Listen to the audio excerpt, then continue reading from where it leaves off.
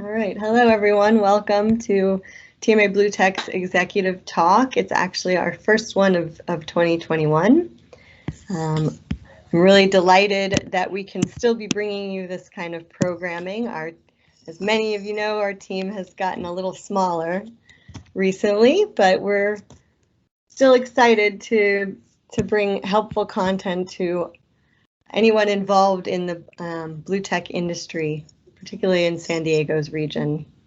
I'm also very pleased to have here with us today Gary Steinberg of CMTC, and I'm not going to steal Gary's thunder, but Gary's got so much experience in supply chain operations and management consulting, and over 40 years of industry experience in operations, manufacturing, and supply chain. So we're very glad to have him kind of give us some insights and planning, especially during this COVID year past, supply chain has proven to be quite the issue. So hopefully with a little advice, our startups and other businesses in the blue tech industry can strategically manage their supply chain planning. So Gary's going to go ahead and do two sort of separate topics today, if I understand correctly. We'll let him get through the first presentation and hold questions for that one until the end of the first part, and then he'll do the second presentation and we'll take the rest of the questions at the end. I do ask that you mute your microphone during his presentation, but you're welcome to switch on your camera, and we use Teams to kind of encourage and empower some interaction. So great to have you guys here with us, and I'm going to hand it over to Gary. Thank you, Tamara. It's a pleasure to be with you today. And again, thank you for the invitation. I'm going to go ahead and I'm going to challenge my technology. I'm going to go share my screen. So hang on for 1 second while we get set up.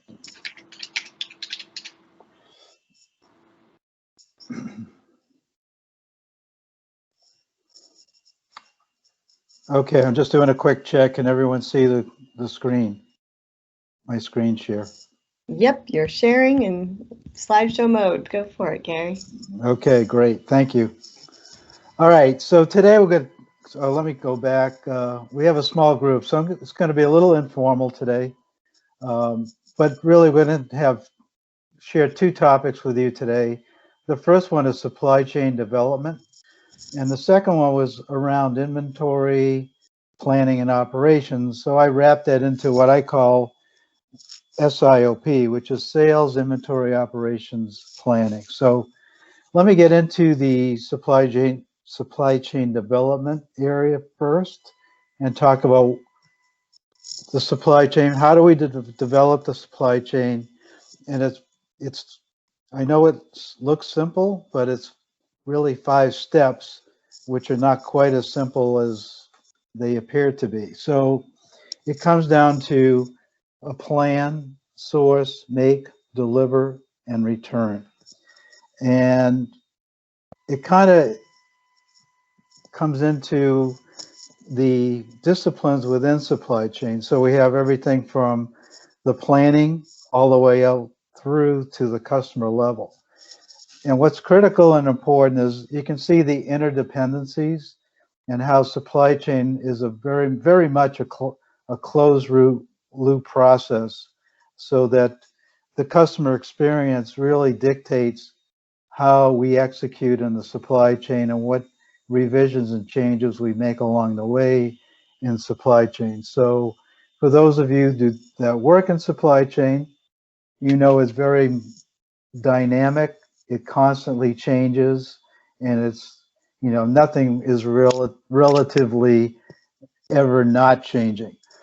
But ultimately, the goal of the supply chain is to deliver products to customers at the lowest possible cost on time, and that's a key. So, and there's been a lot of discussion. I don't want to go off onto tangents about how costs are calculated, because As we know, with supply chain disruption, there's a lot of movement, and we have executive orders signed by President Biden as far as the Made in America, and that's a totally different topic that we can cover in another session. But there's a lot of discussion around what is the true cost of the supply chain, versus, say, domestic U.S. made versus overseas. But again, we'll save that for another time. So the first part of what I call stage one is the planning stage. And that's really a decision of the strategy and how someone's going to manufacture their product. And it really comes down to, am I going to manufacture the product, or am I going to have some other supplier do my manufacturing?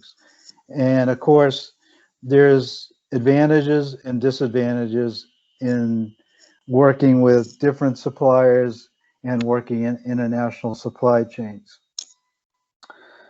So the options that are included is, do we manufacture a product domestically? Do we manufacture a component or our product in a foreign market and setting up an international production facility? Do we buy a component from a foreign supplier or a domestic supplier? So these are all, the pillars, if you will, of setting up your supply chain strategy. So once you do make that decision, if you're going to, say, establish an in-house manufacturing facility, how are you going to produce those products? And the reason why this becomes important, because this, again, as I've mentioned, interdependency will be critical as to how you plan your materials and how you plan your capacity within your manufacturing facility. So the first one is what we call a make to stock. So make to stock is principally what I would call a commodity product, or something that you would actually buy off the shelf. And that could be, I would say food products is a good classic example of make to stock. Electronics is also a good example. Television, things like that. Make to order is more when we get into what I call more of a custom product, and that's make to order. So when we plan for a make to order, what that really means is that I don't start to manufacture that product until I literally receive an order from a customer. And then we actually have what we call a cross hibernation of manufacturing, when we call it configure to order. So that means that we have manufactured the base product to some point. We then inventory that product, but we don't complete that product until we actually receive an order from a customer. So this is what we call configure to order. The last one would be engineer to order.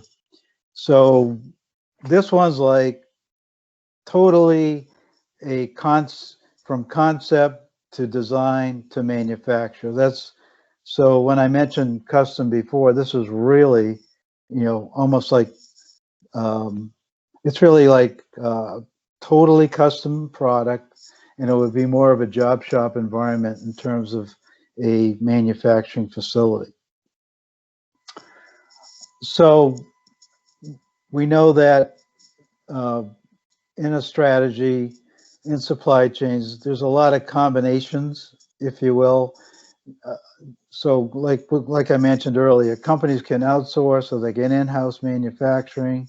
Then we have to get involved in mapping out the factory network and the warehouses, and so that way we determine, where the goods are coming from, how we ship product to our customers, and then we kind of look at the entire global supply chain. So, we're really getting to talking, when we talk about this, we're really talking about large supply chains that support large corporations. But again, a key in setting up a strategy such as this one is we have to align the supply chain management strategy to the business strategy. And always one key in supply chain, we always have to measure and analyze our data, because data drives our decisions within the supply chain. We then move on to the next step, which is sourcing. So this is the activity of actually procuring the raw materials and the components. And like the overall supply chain, procurement is the acquisition of goods and services at the best possible price, in the right quantity, and at the right time. So,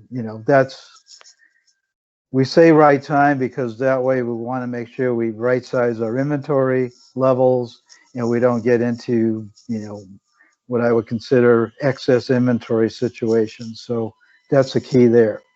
So with sourcing, easily, selecting your source, vetting the source, qualifying that source, and then you get the cost element, negotiating your contracts and your deliveries.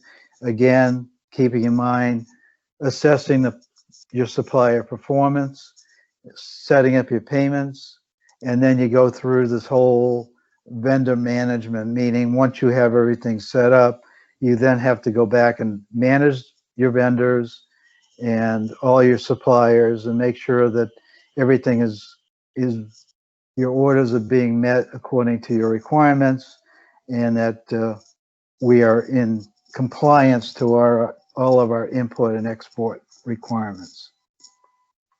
The next step is manufacturing, and that involves, quite simply, scheduling of production, testing, again, performance and metrics that are managed, and again, compliance. So again, for MAKE, as we mentioned early in the strategy, if you do not set up your own manufacturing and use an outsource partner and outsource, this is going to be obviously this will be different. You won't necessarily be in this stage of your supply chain. The stage 4 is delivery, the delivery stage, and that is processing your incoming orders, making sure we have the distribution strategies to meet customer needs, managing your warehouse and inventory, invoice payments, and managing, again, import and export needs for finished products. And I did skip over one important element. Again, on the delivery stage, you could decide to use another what I call outsource option, and that would be third-party logistics, so 3PL. So, manufacturing today, since it has transitioned quite a bit in the last, and I've been through this, evolution. In the last 20 to 30 years, we've seen a lot of outsourcing, both in manufacturing and in even more recently, in the last 10 to 20 years, more what we call third-party 3PLs. So a lot of companies, and if you will, a lot of startup companies decide that, if it's a commodity product or something they really don't have the investment and they don't want to invest in the infrastructure, your startup or new company may actually outsource their entire supply chain, and it's pretty common today. So it's not very unusual. And the last part of supply chain actually is what we call our reverse supply chain, and that's the entire returns activity. So return of defective product.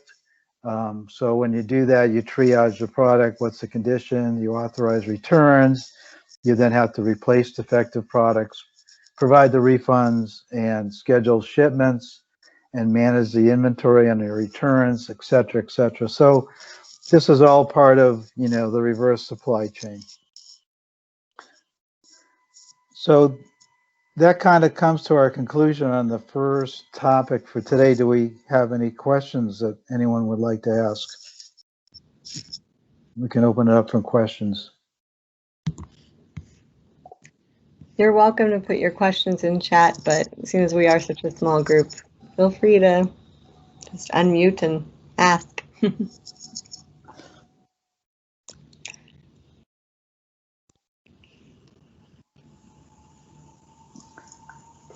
No? Gary, Okay.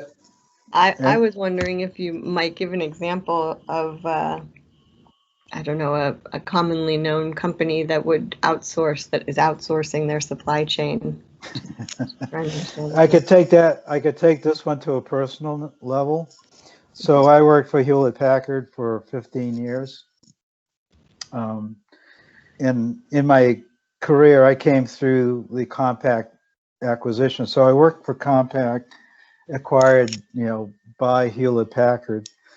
And and I was responsible as director of supply chain for the Americas. So that was United States, Canada, pretty much. So I'm going to date myself a little bit, so bear with me. So back in 2000, I'm going to say 2005, Hewlett Packard actually made a strategic decision to outsource their manufacturing. So what we actually did is that we actually transitioned all of our what we call base computer assembly, to one of our Chinese partners. So at that point, it was Foxconn, which is Han High Precision. So the first part of the transition, which is about a 2-year transition, we had to really analyze, as I mentioned before, our entire supply chain network, our factory network. We had to right size our network, and then we started to transition all of our manufacturing over to Foxconn. So it was done in phases where we actually did base manufacturing. We started with base manufacturing. So for example, the desktops. So the desktops were assembled by our partner. They shipped it to us, and then we did what I mentioned earlier, was configure to order. So what that meant is we at Hewlett Packard then loaded the Microsoft Office, Microsoft operating system, and tested the complete unit. So that was what we call configure to order, and then we did the shipping and distribution to the final customer. So that was what we call HP Direct at the time. Now, over the years, we transitioned all of that configuration and all that work over to our partner. And then about 2 years after that, we actually outsourced all of our distributional logistics to another partner. So I saw my position transition from being directly responsible for all of manufacturing and distribution to eventually being responsible for the partner and having that same responsibility of manufacturing and distribution, but managing that through 2 partners that reported into my structure. So I hope that explains an example of how companies have transitioned over the years into this, what we call, outsourcing model. Yeah, thank you. Yeah. It was interesting because I had 2,700 people in the organization, which ended up to be about 15 managing our partners. So you can see it was a huge transition, and it wasn't, from a personnel standpoint, it was a very difficult situation, but we had to, again, separate business versus personal. So it was great experience, but not a very pleasant one from a personnel standpoint. I guess it's all the reason to start early with that kind of strategy. Right. So the next topic, any other questions before I move on? Okay, the next topic's a little bit more focused on inventory, well, what I would call inventory planning, inventory and operations planning. And this is kind of this can be applied, again, it can be applied both when you have in-house manufacturing as well as when you have manufacturing, or say just, we mentioned before, like make to order product. So it could be where you use SIOP in a distribution model. In other words, someone manufactures a product and in your brand name, but actually you distribute the product. But even with that, it requires you to actually plan, and also not only plan and release orders to your partner, your manufacturing site, but it also requires you to plan as far as your inventory and what I would call optimizing your inventory levels. And that's pretty much called an inventory replenishment model. So what is SIOP? So SIOP is this planning phase, but it also, again, because supply chain has so many interdependencies, planning impacts everything downstream in the supply chain. So planning impacts your inventory, your suppliers, operations and manufacturing, and even distribution. So this is why planning becomes a very critical component in the supply chain. So what is SIOP? So it's a way that we align, and so, as a company, we align planning through all the functions in an organization. So that's sales, inventory, and operations.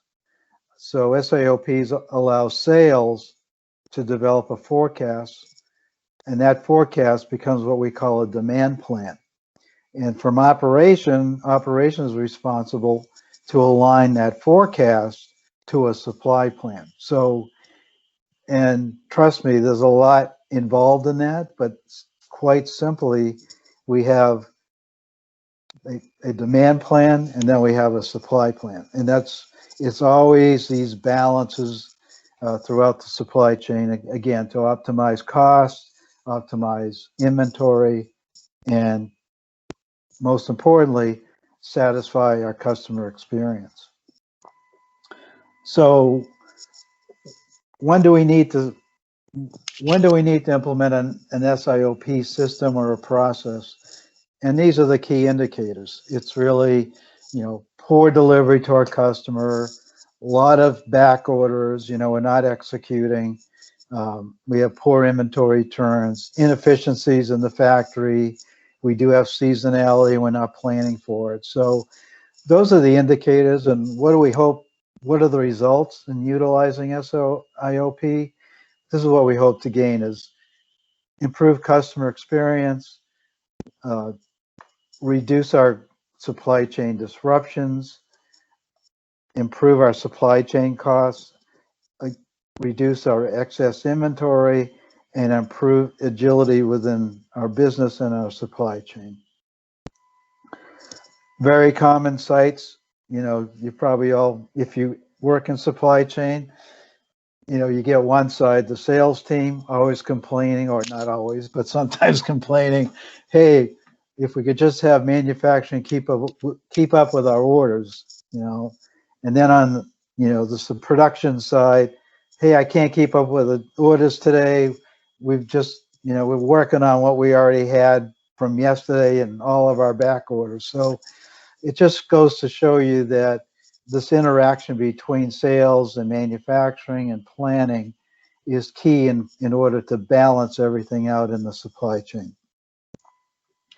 So, critical part in all of the supply chain relations is how we actually utilize forecast and planning, and who's impacted, et cetera, et cetera. So this is just a little pictorial of, easy to follow, of how everyone in the supply chain utilizes a plan, a forecast, a plan. So you start with the factory. They plan for capacity, the material constraints, new products, and then on the other side, down at the bottom, which is a little out of order, the sourcing side. You've got to relate your forecast or relay that forecast to your suppliers, make sure they have capacity in place. You're sharing your forecast. You want to ensure that the supplier is supplying you products on time, not early, not late. So that's the key element. And then once you produce the product, you have the warehouse. The warehouse, once they have a forecast, that can kind of plan their space allocations, obviously their inventory, and then we have transportation. And when transportation's coming from, say, overseas, Far East, China, once you know the production plans and the forecasts, then you can start optimizing your loads and your for your containers, and optimizing routes and transportation logistics. And then end result is getting the product to your customer on time and within the expected delivery date. So the key impacts of SIOP, I'm not going to go through all these, but what is important is you need to really target in on what's critical, excuse me, to the company. Where do you focus in SIOP? And usually, and again, this is personal experience, the pain points for supply chain usually comes from finance and executive management. One is, and sales. So I'm sorry, it's really three. So sales is going to be the customer experience. From your executive management, it's going to be cost. And from finance, it's your inventory.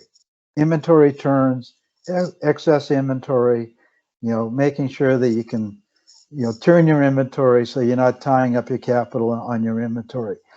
So those are all critical elements. So SIOP can really connect all the dots and really deliver that type of performance metrics to the key stakeholders in your company. So what is actually the process? I think what you'll see here is that you can, on the left, you can see running through this, and I'll just explain what these boxes are if you haven't been involved in the SIOP process. But again, as I mentioned before, this is interaction between sales, inventory, operations, which is planning and manufacturing. And a key element in this whole SIOP process will be executive management at some point. But usually SIOP will go through a couple of different stages. It's executed on a monthly basis, and as it says here, on a 12-month rolling basis. So we have what we call a rolling 12-month forecast. And we tie this forecast from the budget to what's developed from sales. So the sales forecast really should meet the financial budget of the company, and that's a key element. So when we look at that, the key is sales providing a forecast. So it's basically a statistical based forecast. It's a forecast that will be reviewed, and then that will transition into what's called the demand plan. Now that demand plan will be used by the planning group to actually do what we call a master production schedule and look and see if the demand plan can meet the forecast. So once we have an agreement there, then we go to what we call our supply plan. And the supply plan would impact, orders out to our suppliers, orders to the factory, and orders out to our partners, whoever they may be. So and that goes into what we call our production scheduling and purchasing, et cetera, et cetera. The next slide actually runs through this process. So, but again, it's a combination of all these groups: sales, inventory, operations, manufacturing, being involved and agreeing to this entire the forecast and demand plan and supply plan. So as I mentioned, it's cross-functional, it's closed loop. We have this 12-month rolling forecast. We have sales and marketing reviewing the forecast, making sure we're all in agreement, and then we develop the demand plan, and from there we develop a master production schedule, and then we analyze if we can meet the forecast, and then if we cannot meet the forecast, then we go into what we call our negotiation phase and understand what can and cannot be met, and that becomes a very important element when we come into what we call an executive meeting, which happens once a month. And that's down in what's called the executive review. And in that executive review, we definitely highlight any what we call exceptions to the plan, where there's maybe an exception to the plan where we can't meet the forecast, or we're exceeding forecast. And if we can't meet the forecast, that could have a negative impact on revenue, which, when you explain that to the executive management team, that really is not a great meeting, honestly, from personal experience. Or on the other side, if your supply plan, exceeds your demand plan, then you have a potential inventory, let's say, inflation, and then your finance, your CFO at that point, he's not very happy. So as I mentioned before, what's critical is balance. It's got to be a lot of balancing, a lot of trade-offs. And again, this is all part of this SIOP process. So it's somewhat sophisticated.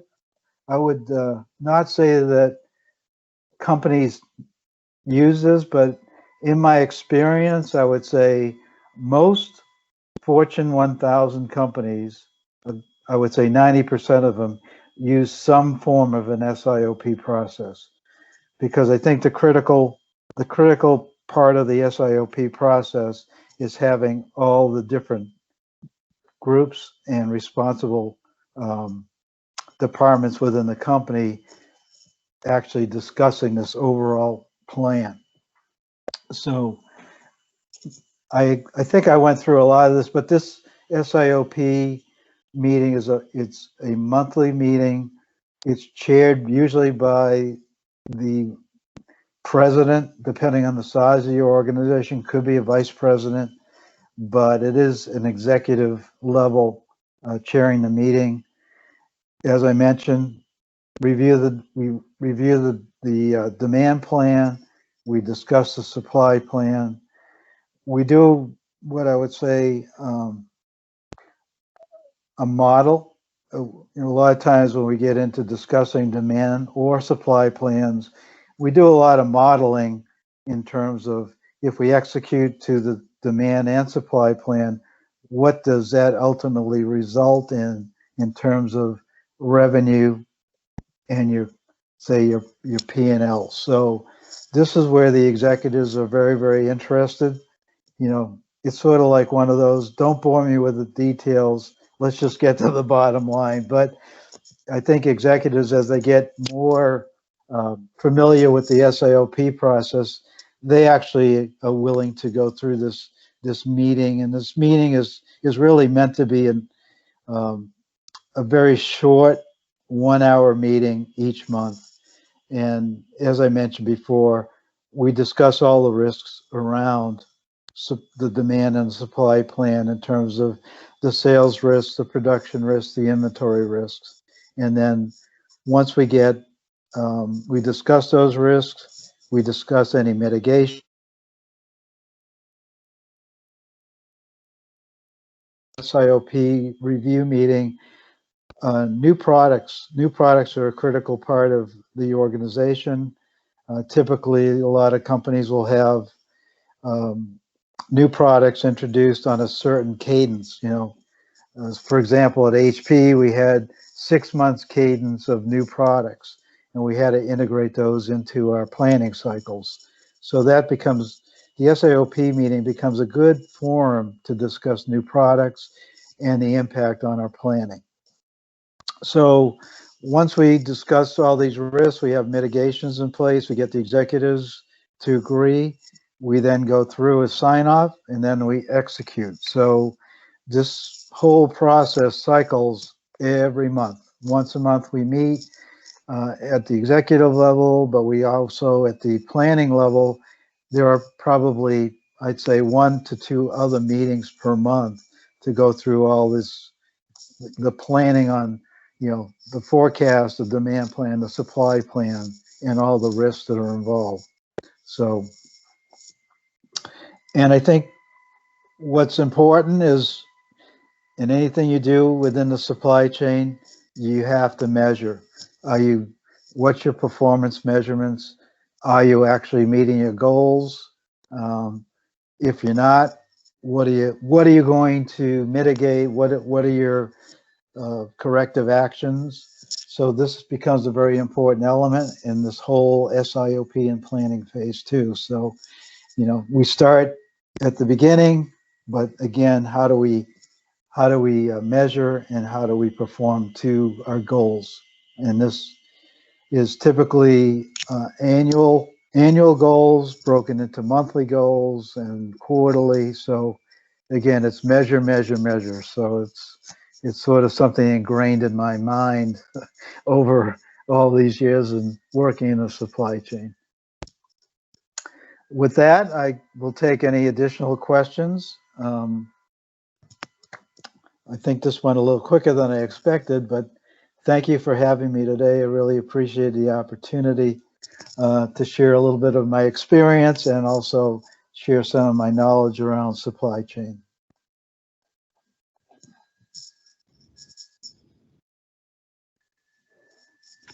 Well, thank you, Gary. We're glad to have you. And here's a great picture and contact information. So I encourage anybody who has questions. My email address is down below. Please email me or call me. Be happy to spend a few minutes with anybody who has questions or follow-ups. So Gary, I have a question. This is Michael Jones.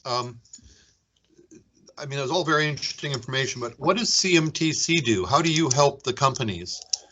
Are you the kind of person that would come in if we have a small to medium-sized company and they're trying to figure out how to go through this? Are you available to help them, or do they have to pay something? Does the state help fund it? Give us some ideas of how you can help our small to medium-sized companies. Okay, well, Michael, as you probably know, CMTC is a nonprofit. We're a nonprofit consulting firm. We're funded primarily by the U.S. Department of Commerce. So about 80% of our funds come from U.S. Department of Commerce. Now we have a lot of what we call no-fee services. Now we do support, if you will. Our mission, Michael, is to help California companies, small to medium-sized companies, grow their business. So we have a lot of no fee or let's say very small fee, and subsidized offerings around marketing, training, quality, and we do actually have within the supply chain, we have a no-fee supplier scouting service. And that was a recent offering based on the pandemic because we saw a huge disruption within supply chain from the pandemic. back around March of last year, a year ago. So we now offer a no-fee service to help any California company with locating alternate sources or just locating sources for their materials, components, what have you. So CMTC works through a network of client advisors. Client advisors are our first touch to our customer, our clients, and that would be the one-on-one resource for any, let's say, any company who wants to contact CMTC. And then the client advisors will then bring in subject matter experts like myself, or whatever the topic might be. It might be quality, it might be lean manufacturing, and then we actually do the delivery, and we help our clients with within different areas of, say, supply chain, within quality, etc.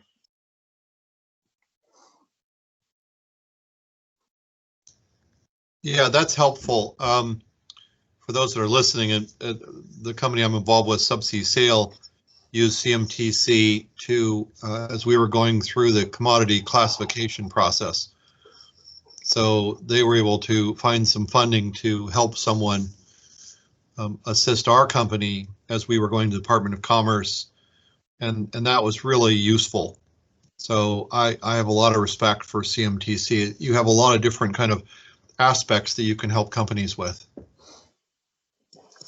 Correct, and we do have a lot of outside resources that we use as well. And as you said, a lot of these experts we subsidize or are subsidized, and there is funding available. So Gary, you just talked about a service that sounds like was relatively new. Again, putting on my hat for Subsea Sale, we have only one supplier, it happens to be in the state of California, for some certain kind of batteries. Are you suggesting that you could help us find other suppliers so that we're not dependent on just one? Correct, because when we talk about supply chain disruptions, that's one of the key risk areas is a single source. So yeah, CMTC would come in and could help you locate other battery sources. And that would be at a no fee. It's a no fee service. That's really interesting. I appreciate you passing that along. Do you have I know that I've been on your website, but is there something that you think is a really good primer that we could share with our members? Because a lot of them, unfortunately, we had 20 sign up and only 6 of us were here today. So I'm curious, is there some kind of a flyer that you think does a good job of explaining the kinds of services, particularly the new ones, that CMTC provides? On our general website, Michael, there's just so many different topics. I could try to get you a kind of a summary page, but if you go on our website, you'll see all the services that CMTC provides. It's very extensive. Yeah. There's a section on even supply chain. It's there. And you can just click through and you can see all the different areas that we support. Yeah, that sounds great. Well, thank you very much for joining us today. Thank you for having me. Gary, I'm going to ask you, firstly, just so you know, we can't see you because of the screen share. We can't see you again. And I have shared your contact information in the chat as it was requested. I wanted to ask you a quick question as we're recording this, and hopefully some of our companies will be smart enough to get some use out of it. Where would you say most companies, in your experience, particularly small to medium-sized companies, go wrong when they're setting up this supply chain strategy? Wow, that's a great question. What I'd say is that as I've kind of learned is you have to know, I'm going to put this in very simple terms because I get this question a lot. If you're a startup and you're one person, whatever, and I always tell somebody, what do you worry about most when you start up a company? Is it sales? Is it manufacturing? Is it supply chain? I mean, what would keep you up at night?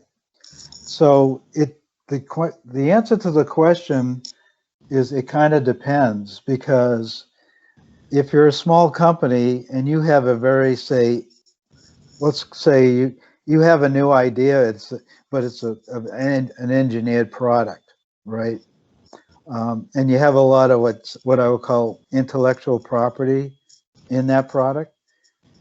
In that case, you may actually want to set up your own manufacturing.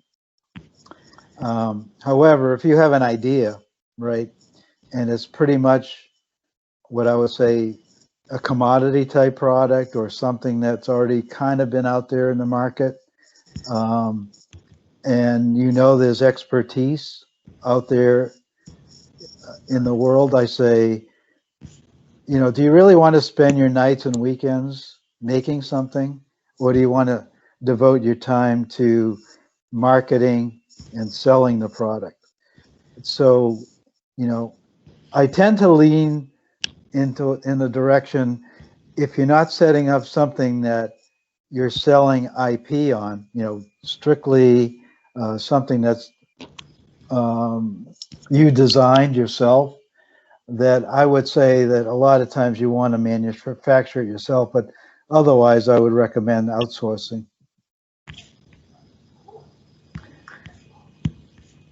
Okay. Because one thing about manufacturing, it requires a lot of investment, not only money but time. And if you don't have the expertise in that area, you would actually have to hire somebody to help you do that. So there's a lot of different variables, but I tend to lean towards, even though I have a lot of personal stake within supply chain, I usually recommend people seriously look at outsourcing. You're right. There's enough to worry about as a startup, small stage company. So right, because if you asked me that question 30 years ago, we didn't have those types of options. We really didn't. Right. But today we have a lot more options on how we manufacture and sell our products. So, sometimes I say, why reinvent the wheel if the wheel's already out there? Yeah. But if it's something totally new and you don't feel comfortable sharing that technology, then yeah, you need to actually develop your in-house manufacturing. Maybe just stick to what you know best. Correct. We do have a question in the chat that Chris says it looks very useful to some of our clients or clients in California, but what about outside of California? What would you recommend is the equivalent of CMTC, maybe? Okay, well, I'm not sure exactly how. We have an entire group across the nation called the MEP, which is the Manufacturing Extension Partnership, and I don't really know exactly how each, let's say, partner MEP works in each state. We're a little different because we're a consulting firm, and the other MEPs may be attached to a university or what have you. So I'm not the expert on how the other MEP organizations work outside of the state of California. But I could ask that question if someone wanted to email me, and we can get that answer back to that person. Thank you, Gary. Super. I think another question I could ask you, maybe, unless if anyone had any last questions, because we have only about 5 minutes left. I just thought I'd get your tips on kind of your best tips for having to pivot when things do go wrong. For instance, we had plenty of people have some trouble during COVID last year this time. How can a company kind of that, maybe hasn't planned for such a pitfall, what can they do? Mhm. So are you asking, should they pivot into manufacturing a different product or pivot into a different supplier? Can they come to CMTC for help finding a supplier, nearby or? Yes, absolutely. Yeah. As far as pivoting suppliers, yes. As far as pivoting into new products, CMTC can help, with that decision. We're not necessarily experts in all fields, but we do have a lot of business expertise as well. But certainly with suppliers, yeah, that's something we do. We provide that service.